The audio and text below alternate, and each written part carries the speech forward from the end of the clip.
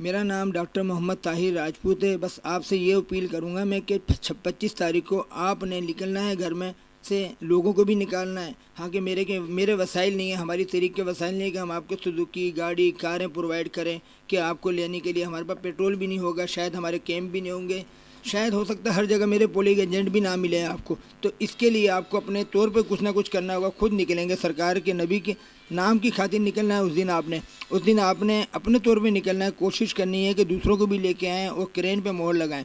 میں حلقہ 226 NA سے اور PH 65 سے کھڑا ہوا ہوں. تو اسی طریقے سے آپ نے یہ نہیں دیکھنا شخصیت کو ووٹ نہیں دینا. پورے پاکستان میں میرا یہ میسیج ہے کہ جہاں بھی تحریک کے لیے کوئی نمائندہ کھڑا ہے تو آپ نے ان کو پورا بھرپور سپورٹ کرنا ہے.